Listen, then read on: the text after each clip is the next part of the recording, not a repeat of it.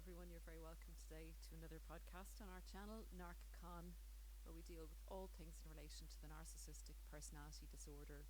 We'll go through things they do in relationships, and we learn how to protect ourselves going forward and heal after an interaction with one of these people. So today I would like to get into a request by a subscriber left in the comments in relation to reasons that a narcissist will unblock you.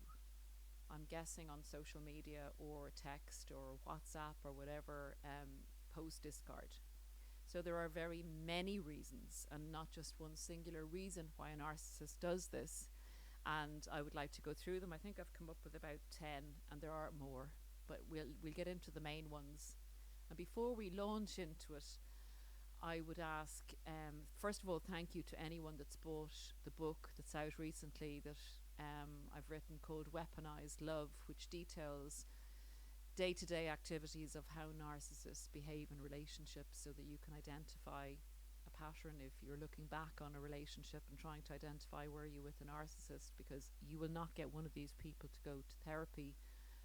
So you're not going to know otherwise, other than you make up your mind of a high probability that there was a high probability that you were with a narcissist.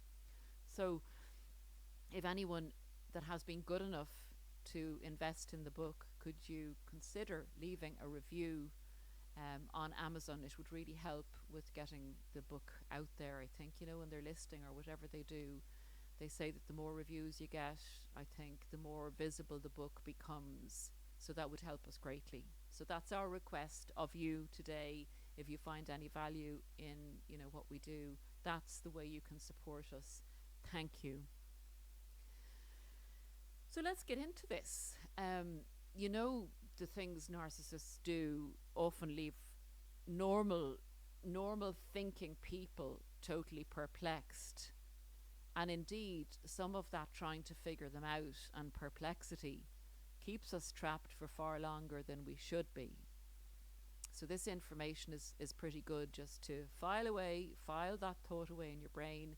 They're a narcissist. This is how narcissists act. That's why they did that. No more of my time and thoughts and energy are going to this energy-sucking individual. So in the normal course of events, people have, say, the intimate relationship or friendships or whatever relationship you have with a person, and the relationship breaks down. You both go your separate ways, but in the normal circumstances, there is some type of closure and there's some type of normality of wishing each other well. And if that's not the case, at least it's, sorting things out in as an amicable way as possible. I'm getting my words very, very mixed up in this podcast and the last one, so apologies for that. But in as friendly and human a way as possible. So normally people don't block each other, on social media when there's a breakup or when they go their separate ways, unless things get a bit heated. So it does happen in normal circumstances, but not usually. However, if you discard a narcissist or end the relationship with a narcissist, or a narcissist discards you, one of the things they will do is totally shut you down. You are so irrelevant, and you need to feel so irrelevant to them. You need to feel as bad as the narcissist can make you feel. And it's literally emotionally so immature. It's literally like playground stuff where a child has a tantrum and won't talk to the person who took their toy. They literally hate that person and will have a tantrum and scream and punch and kick them and have nothing more to do with them. It's the same for a narcissist. They really want you to feel bad because they're punishing you and blaming you for not doing what they wanted you to do in the relationship. So you have to be treated this harshly and cruelly. And one of the ways of doing that, and the most awful way that threatens our very, indeed, basic human survival, is to be cut off from our community, or cut off from the person that we love the most, cut off and ignored and actually not allowed access to that person, which is mind-blowing if you think about, you're maybe living with that person for 10 years, you did everything together, you love them very much, and they suddenly ghost you and will not allow you access to them. It is in effect like somebody has died but they're still alive. It is excruciatingly cruel. So that is one of the things a narcissist will do when you are discarded, particularly if you have the audacity to look for closure, because the narcissist will not be held accountable, and no closure is going to keep you on the hook. It's going to keep you waiting there for the narcissist, wondering, thinking about them, keeping the neural pathways alive. So without further ado, Paula, let's get into the points. 10 points as to why does a narcissist, after having blocked you for a period of time, just suddenly unblock you. All of a sudden, out of nowhere, out of the blue, you're unblocked.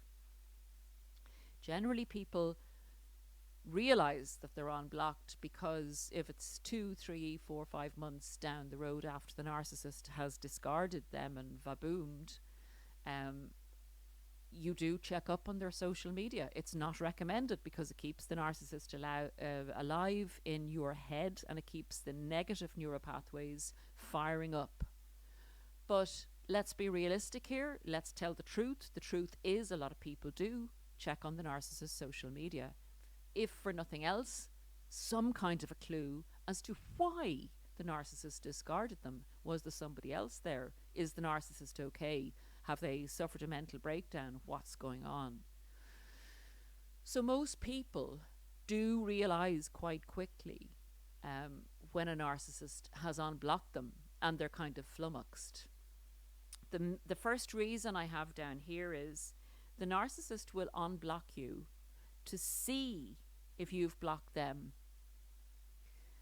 This is a control check. So we're going to get into it further, but this is the first step of the control check. Remember, the narcissist has set up a lot of different supply sources around the place because the narcissist cannot function alone. The narcissist needs narcissistic supply to live, to exist, to not go into narcissistic collapse. So they are always checking on their supply. Like, they want to make sure that supply is there should they need it in an emergency, should they need to go back there. They don't want anybody else getting their supply. That's theirs. They own you in their minds. Let them think that. So the first reason is to see if you've blocked them.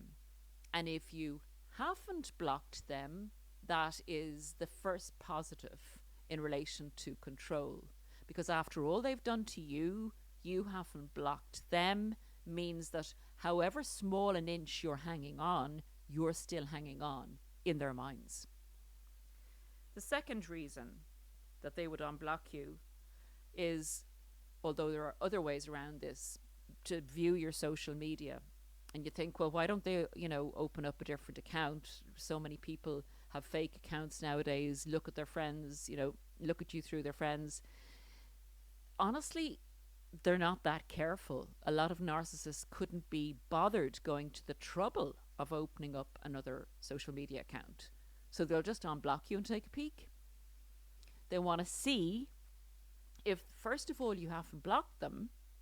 Then secondly, they can see what you're up to and get quite a good picture of what you're doing, where you're at, how you're feeling. So if you're posting memes about the sadness of losing the love of your life, etc., well, then they know they're onto a good thing. Then they know you're still fairly well under control and waiting for them to come back.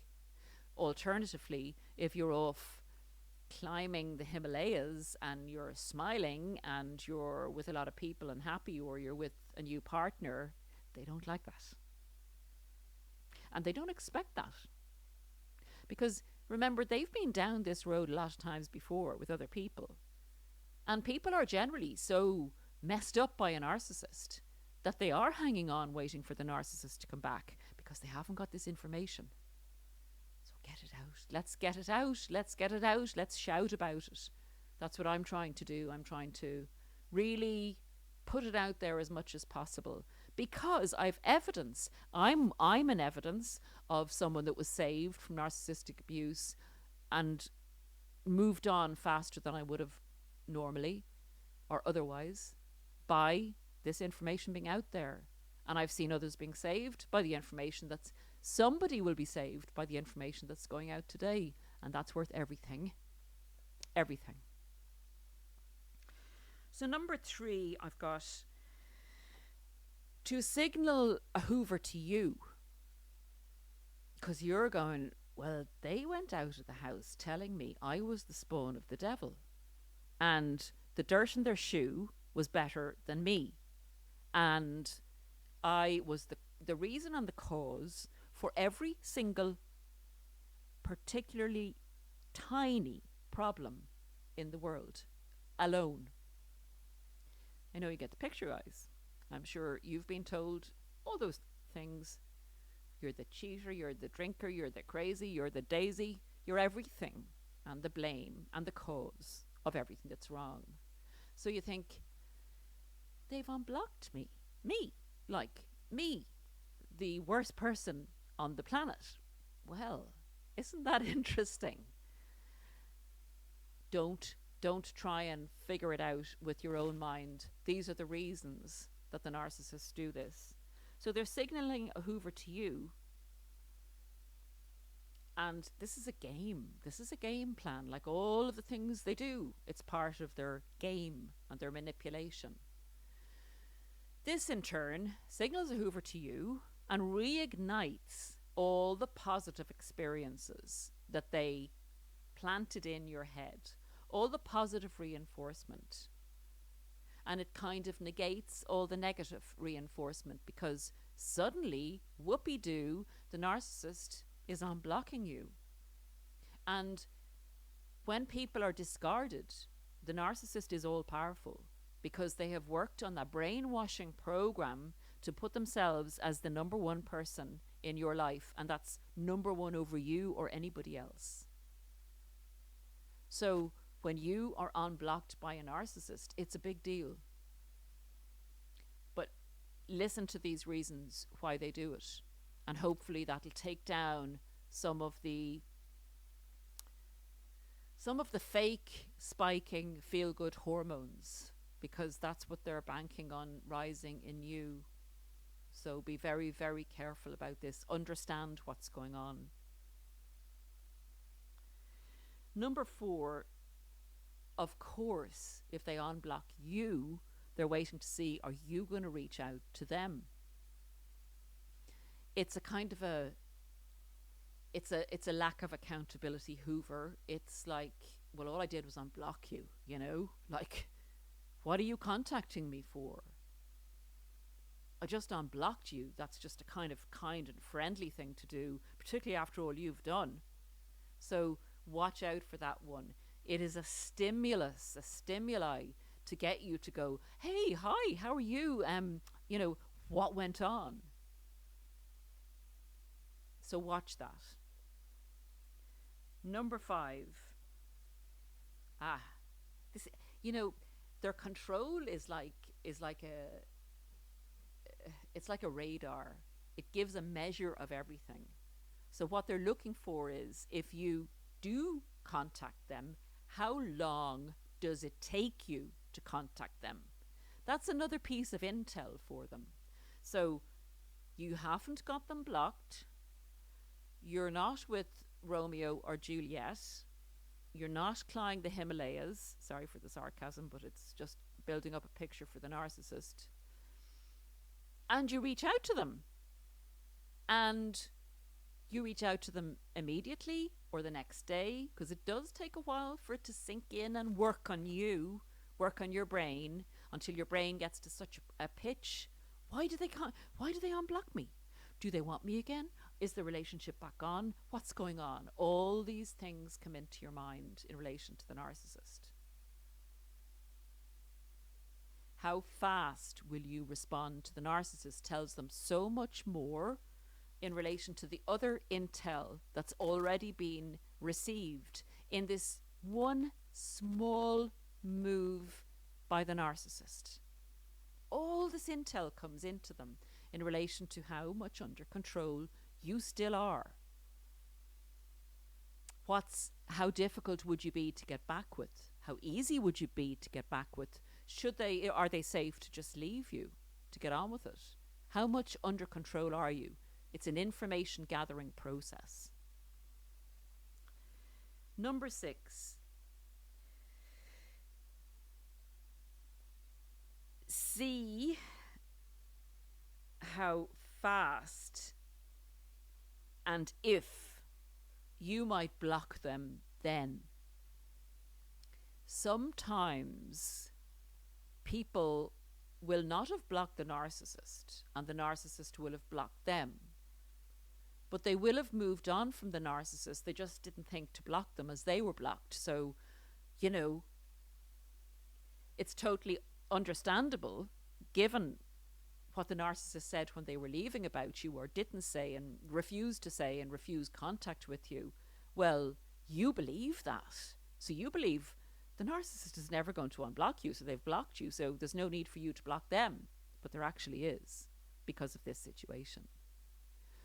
So if you go unblock the narcissist after they've unblocked you, that's a threat to the narcissist's control. But if you block them very quickly, that's not such a threat to the narcissist's control, because the narcissist knows you're watching and that it makes a difference and that you're watching to be unblocked, so that it matters to you what the narcissist does, so to speak. So if you say immediately block them, they know, sorry, I've just knocked over a glass of water. If you immediately block them, they know that you've been watching them, so that they know that you're still interested in them. Or if it's just a few days and you suddenly realize on your account, or a few weeks, and then you go and block them, they know that you haven't been interested in them, or that you're just not a social media user, whatever. But yeah, so every little thing that they do and that you react to or don't react to gives them information. Number 8. Oh, sorry, this is number 7. I've missed that out. The spilt water has just gone under my foot there and it's distracted me. Sorry about that. Okay. Right, sorry, I don't edit, so you're seeing everything in real time. Okay, 7. Yes, so so they can send you a text or add... I can't even read my own writing now. I'm not having a good day here. Yeah, okay. So it sets you up. It sets you up if you don't block them and everything is kind of status quo. They have unblocked you and nothing's happening. Then they will send you generally a text as a follow-up to the unblocking of you. If you haven't responded with blocking them and you haven't responded in any which way, they will often send a text as a follow-up, because it's like you hadn't blocked them before, they unblocked you and you didn't go and block them. So it kind of gives them a signal that there's a way in. If they send you a text, at that stage it may be safe to do so, and they would expect a positive response to that text. And it's also putting you under more pressure, because it's kind of giving positive affirmation to the unblocking, because you've been sitting there thinking, gosh, does that mean they want to get back with me? And then 3 days later, a text comes in saying, hi, hey, this is after a serious relationship now. They say, hey, and you're going, seriously? You just wiped me out financially. You devastated me. You cheated on me. You've now unblocked me and you're saying, hey? So number 8.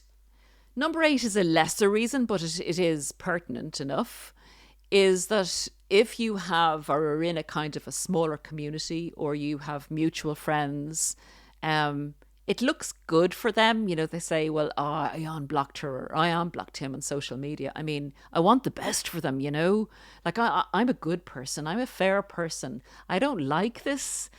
atmosphere between us that's been created. If the friends ask them, "Oh, I see you've unblocked Paula," and they say, "Yeah, of course, that's me. I'm such a good person." Hey, if only they all knew. If only they all knew. Number 9. This will really do your head in. They unblock you to gather the information, and then if there's no reaction from you, they block you again to see if that's going to get a reaction out of you. And then you're kind of going, if you don't know what the narcissist is up to, you're sitting there scratching your head going, "This is nuts, man. This is nuts. What the heck is going on here?" And you reach out and say, "Why did you unblock me and then block me again when I didn't actually do anything?" And I'm sure you get the picture. They try and get into your mind with the tiniest of things, and the tiniest of things tell them the most amount of information on you that they need to know. And they make judgments on these tiny details. They're that attuned to needing control over people, and they're that attuned to you. And I believe it's on a whole different realm as well. As you know from past podcasts, I believe that there's an energetic connection, and I believe this energetic reading has come through to the narcissist and to you once there's a connection there between you. But these are the added physical details that help put a picture on the energetic connection. Yes, to block you again, actually, as well as blocking you again for no reason, they will block you again if you contact them. And it's like, no, I've unblocked you, but I'll decide if that goes further. So if you, again, have the audacity to contact them, they're going to say, no, and they'll block you again. Number 10, and this is the last one. This is an awful one, and a lot of people get really taken down by this.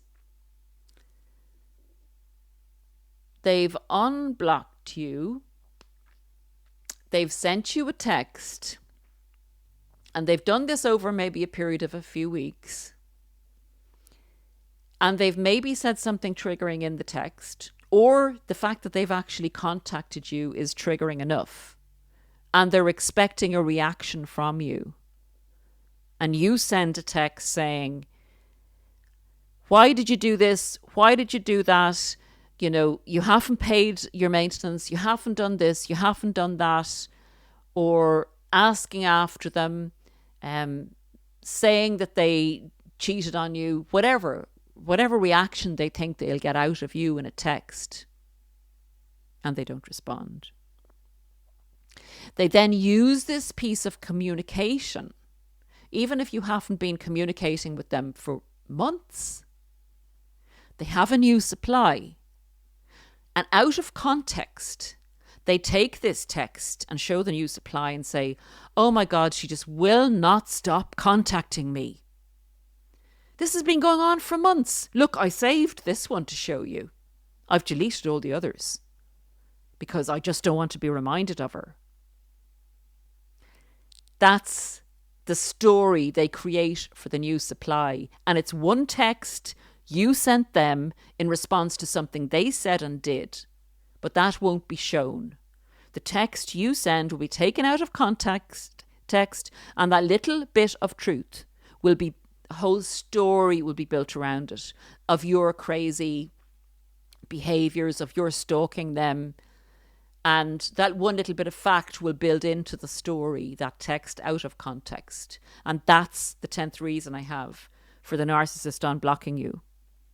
So I hope that gives a bit of a picture as to the narcissist mindset and the manipulations or the information seeking behind everything they do, and what it gives them and the power it gives them to manipulate, if not you, another person or a situation, to create their own reality, to fake reality, to change the truth. It's not the truth. They don't live by the truth.